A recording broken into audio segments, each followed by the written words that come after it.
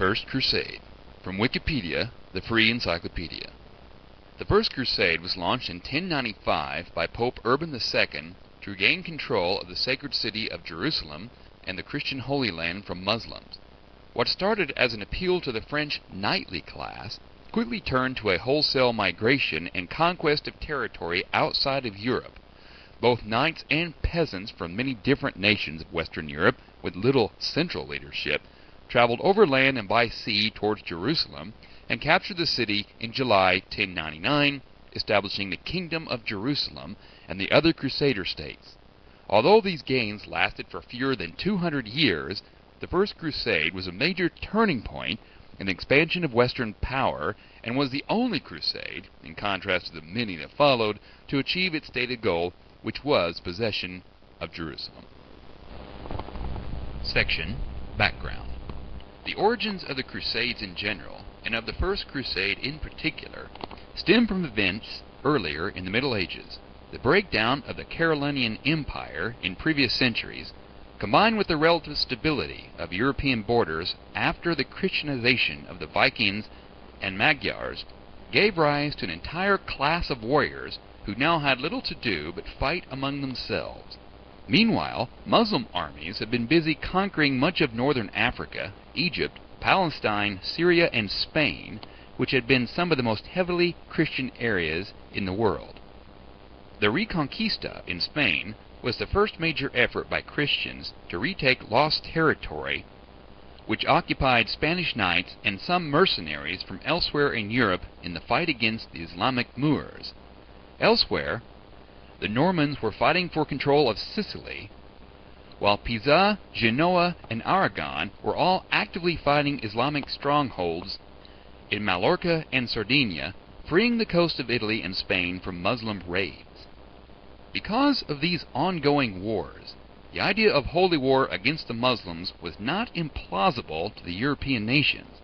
Muslims had occupied the center of the Christian universe, Jerusalem, which, along with the surrounding land, was considered one giant relic, the place where Christ had lived and died. In 1074, Pope Gregory VII called for the soldiers of Christ to go to the aid of the Byzantine Empire in the east.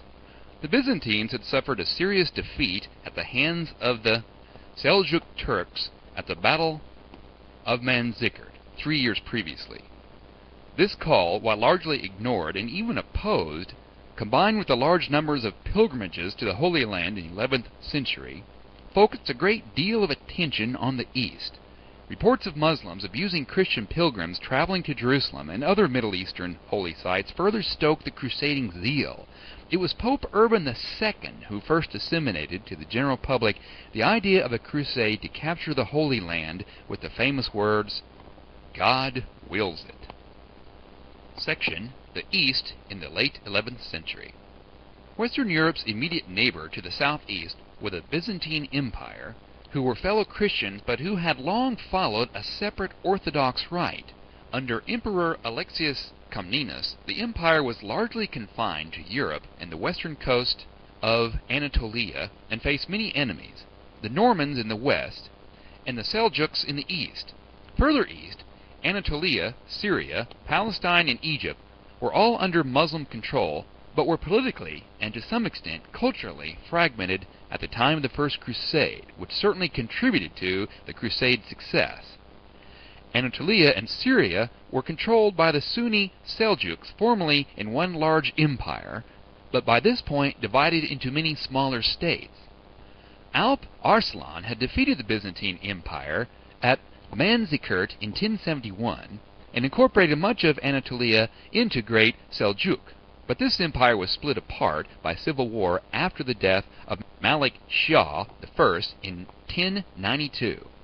In the Sultanate of Rum, in Anatolia, Malik Shah was succeeded by Kilij Arslan I, and in Syria by his brother Tutush I, who died in 1095. Tutush's sons, Radwan and Dukak, inherited Aleppo and Damascus respectively, further dividing Syria among emirs antagonistic toward each other, as well as towards Kirboga, the Atabeg of Mosul. These states were on the whole more concerned with consolidating their own territories and gaining control of their neighbors than with cooperating against the Crusaders. Elsewhere, in nominal Seljuk territory, were the Ordokids in northeastern Syria and northern Mesopotamia. They controlled Jerusalem until 1098. In eastern Anatolia and in northern Syria, a state was founded by Danishmend, a Seljuk mercenary. The Crusaders did not have significant contact with either group until after the Crusade. The Hashashin were also becoming important in Syrian affairs. Egypt and much of Palestine were controlled by the Arab Shiite Fatimids, whose empire was significantly smaller since the arrival of the Seljuks. Alexis I had advised Crusaders to work with the Fatimids against their common Seljuk enemies. The Fatimids at this time ruled by Caliph al-Mustali, although all actual power was held by the Vizier al-Afdal Shahanshah, had lost Jerusalem to the Seljuks in 1076, but recaptured it from the Ordokids in 1098 while the Crusaders were on the march. The Fatimids did not at first consider the Crusaders a threat, assuming they had been sent by the Byzantines and that they would be content with recapturing Syria, leaving Palestine alone. They did not send an army against the Crusaders until they were already at Jerusalem. Section Chronological Sequence of the Crusade. Subsection The Council of Clermont. In 1095, Alexis I sent envoys to the Council of Piacenza to ask Urban for aid against the Turks. The emperor's request met with a favorable response from Urban, who hoped to heal the great schism of 40 years prior and reunite the church under papal primacy as chief bishop and prelate over the whole world, as he referred to himself at Clermont, by helping the Eastern churches in their time of need. However, his urges to persuade many to promise by taking an oath to aid the emperor most faithfully, as far as they were able against the pagans, came to little.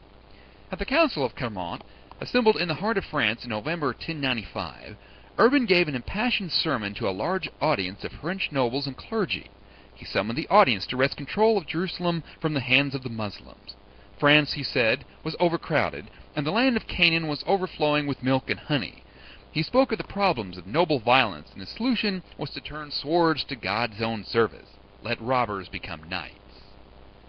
He spoke of rewards both on earth and in heaven, where remission of sins was offered to any who might die in the undertaking. The crowd was stirred to frenzied enthusiasm with cries of God wills it. Urban's sermon is among the most important speeches in European history. There are many versions of the speech on record, but all were written after Jerusalem had been captured, and it is difficult to know what was actually said and what was recreated in the aftermath of the successful crusade. However, it is clear that the response of the speech was much larger than expected. For the rest of 1095 and into 1096, Urban spread the message throughout France and urged its bishops and legates to preach in their own dioceses elsewhere in France, Germany, and Italy as well. Urban tried to forbid certain people, including women, monks, and the sick, from joining the crusade, but found this to be nearly impossible. In the end, the majority of those who took up the call were not knights, but peasants who were not wealthy and had little in the way of fighting skills, but whose millennial and apocalyptic yearnings found release from the daily oppression of their lives in an outpouring of a new emotional and personal piety that was not easily harnessed by the ecclesiastical and lay aristocracy. Section The People's Crusade. Urban planned the departure of the crusade for August 15, 1096, the Feast of the Assumption. But months before this, a number of unexpected armies of peasants and lowly knights organized and set off for Jerusalem on their own.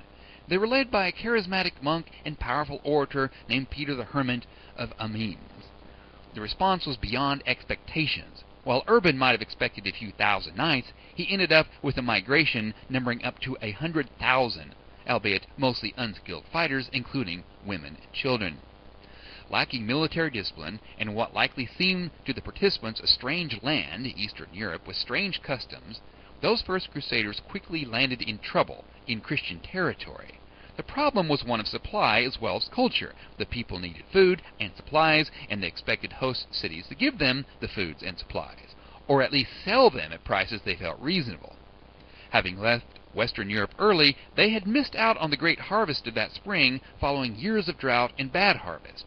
unfortunately for the Crusaders, the locals did not always agree, and this quickly led to fighting and skirmishing. On their way down the Danube, Peter's followers looted Hungarian territory and were attacked by the Hungarians, the Bulgarians, and even by a Byzantine army near Nis. About a quarter of Peter's followers were killed, but the rest arrived largely intact at Constantinople in August.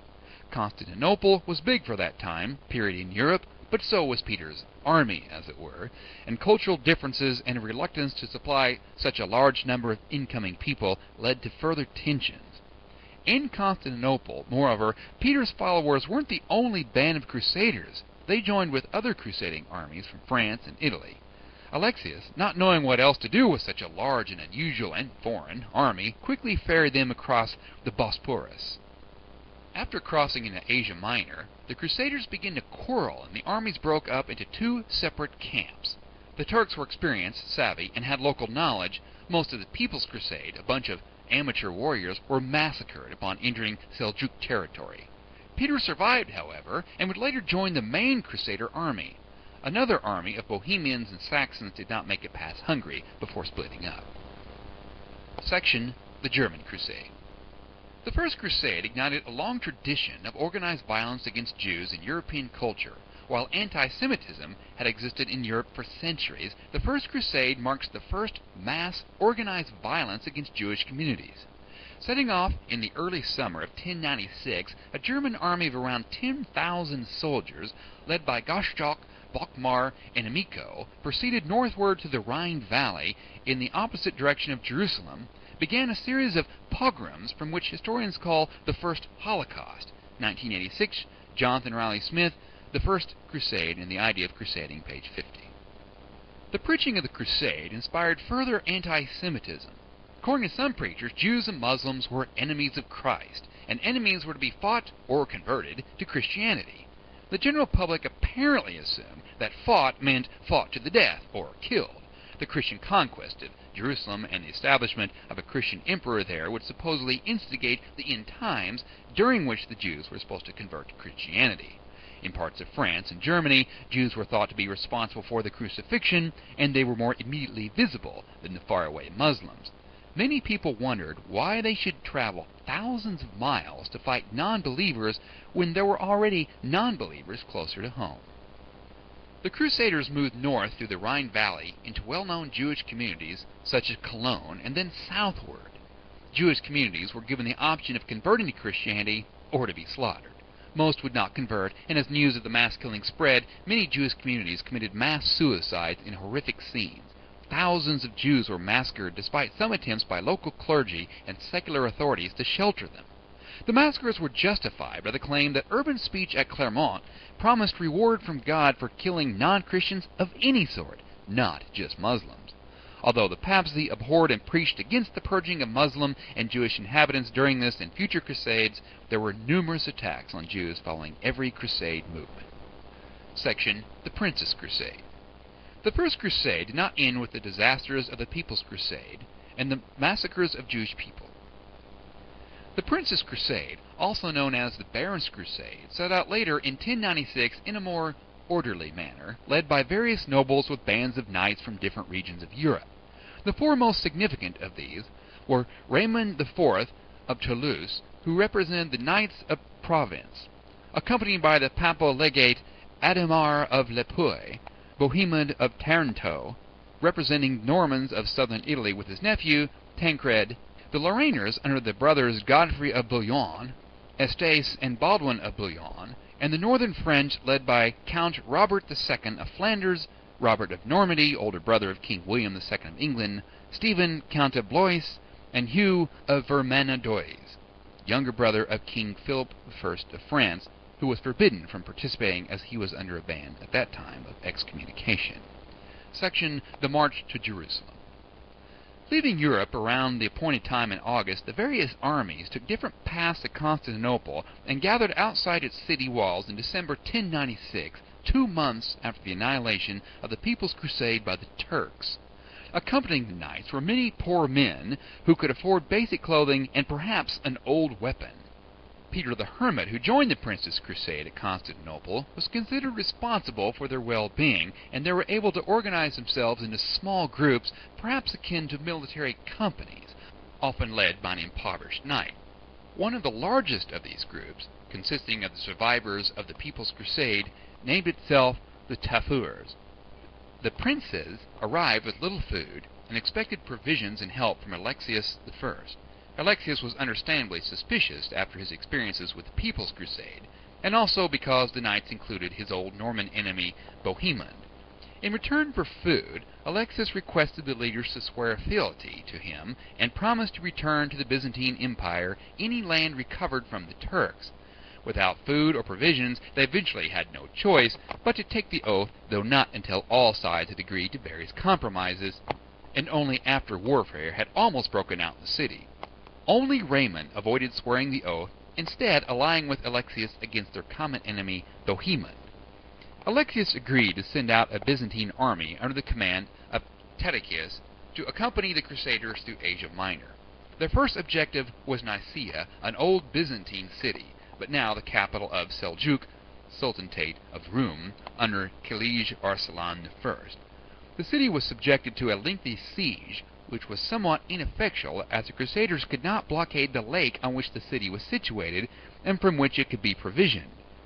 Arslan, from outside the city, advised the garrison to surrender if their situation became untenable. Alexius, fearing the Crusaders would sack Nicaea and destroy its wealth, secretly accepted the surrender of the city. The Crusaders awoke on the morning of June 19, 1097, to see Byzantine standards flying from the walls. The Crusaders were forbidden to loot it and were not allowed to enter the city except in small escorted bands. This caused a further rift between the Byzantines and the Crusaders. The Crusaders now began the journey to Jerusalem. Stephen of Blois wrote home stating he believed it would take 5 weeks. In fact, the journey would take 2 years.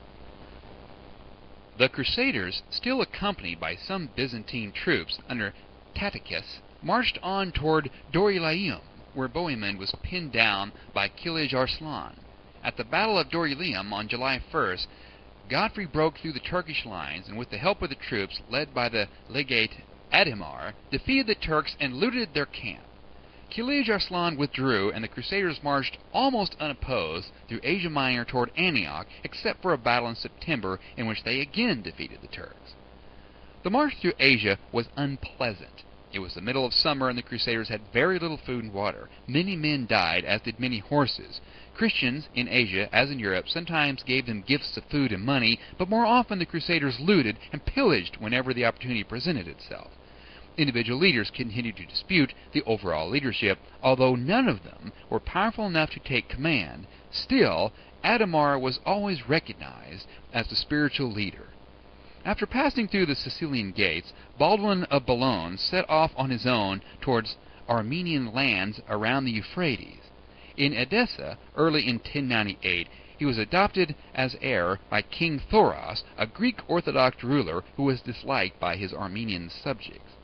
Thoros was soon assassinated, and Baldwin became the new ruler, thus creating the county of Edessa, the first of the Crusader states.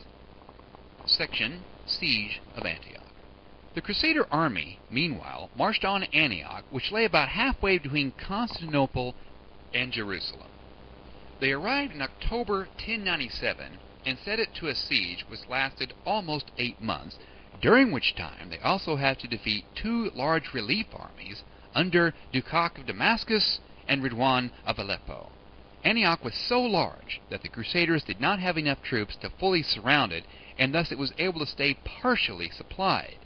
As the siege dragged on, it was clear that Bohemond wanted the city for himself. In May 1098, Kerboga of Mosul approached Antioch to relieve the siege.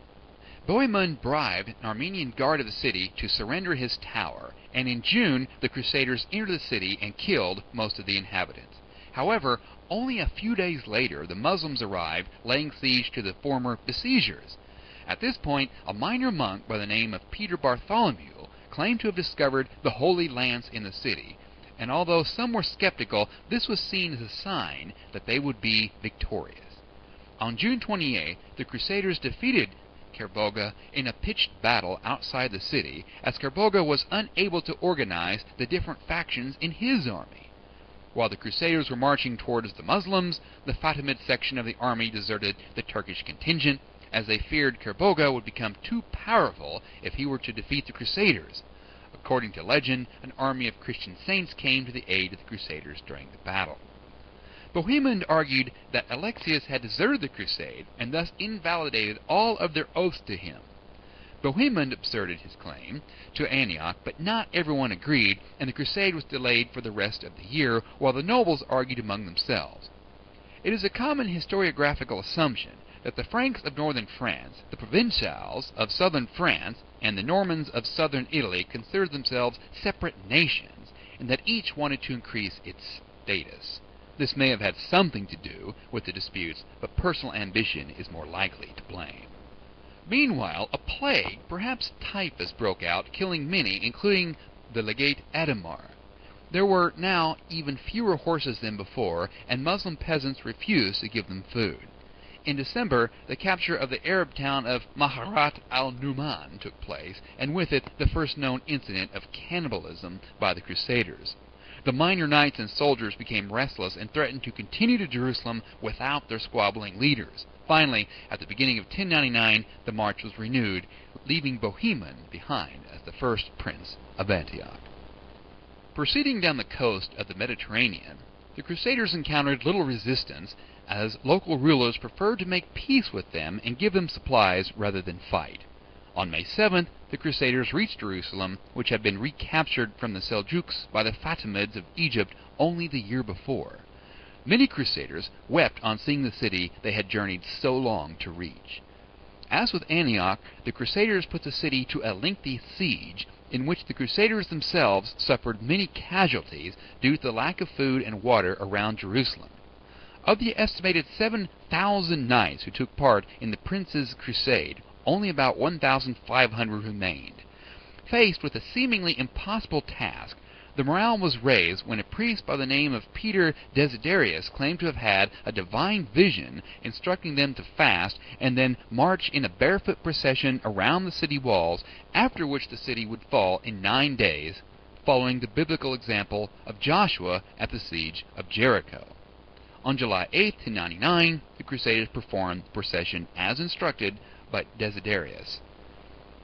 The Genoese troops, led by Commander Imbriaco, had previously dismantled the ships in which the Genoese came to the Holy Land.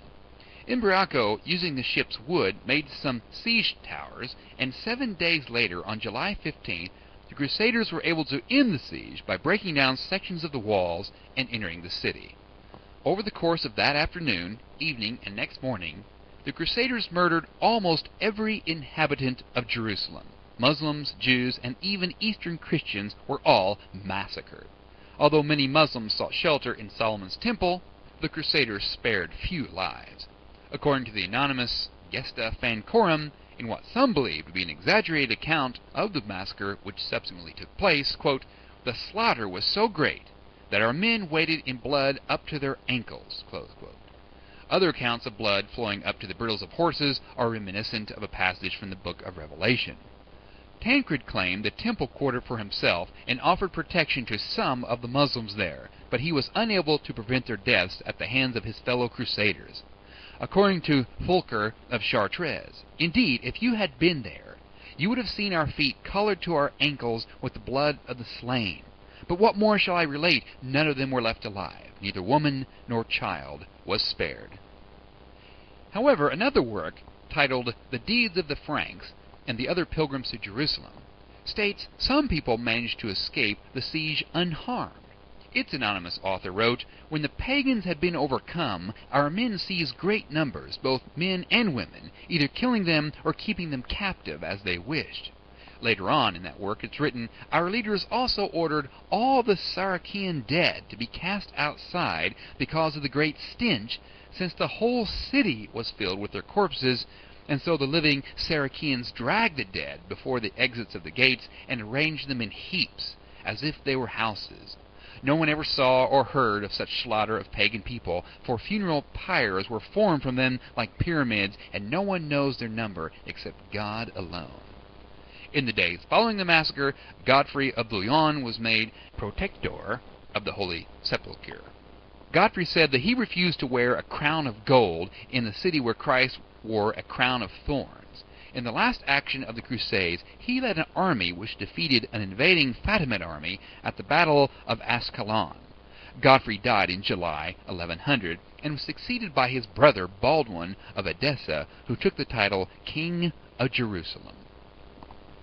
Section: The Crusade of 1101 and the Establishment of the Kingdom. Having captured Jerusalem and the Church of the Holy Sepulchre, the crusading vow was now fulfilled. However, there were many who had gone home before reaching Jerusalem, and many who had never left Europe at all. When the success of the crusade became known, these people were mocked and scorned by their families and threatened with excommunication by the clergy. Many crusaders who had remained with the crusade all the way to Jerusalem went home. According to Fulcher of Chartres, there were only a few hundred knights left in the newfound kingdom in 1100. In 1101, another crusade set out, including Stephen of Blois and Hugh of Vermandois, both of whom had returned home before reaching Jerusalem. This crusade was almost annihilated in Asia Minor by the Seljuks, but the survivors helped reinforce the kingdom when they arrived in Jerusalem. In the following years, assistance was also provided by Italian merchants who established themselves in the Syrian ports, and from the religious and military orders of the Knights Templars and the Knights Hospitalier, which were created during Baldwin I's reign. Section: Analysis of First Crusade, subsection: Aftermath. The success of the First Crusade was unprecedented. Newly achieved stability in the West left a warrior aristocracy in search of new conquests and patrimony, and the new prosperity of major towns also meant that money was available to equip expeditions. The Italian naval towns, in particular Venice and Genoa, were interested in extending trade. The papacy saw the crusade as a way to assert Catholic influence as a unifying force, with war as a religious mission. This was a new attitude to religion. It brought religious discipline, previously applicable to monks, to soldiery, the new concept of religious warrior in the chivalric ethos.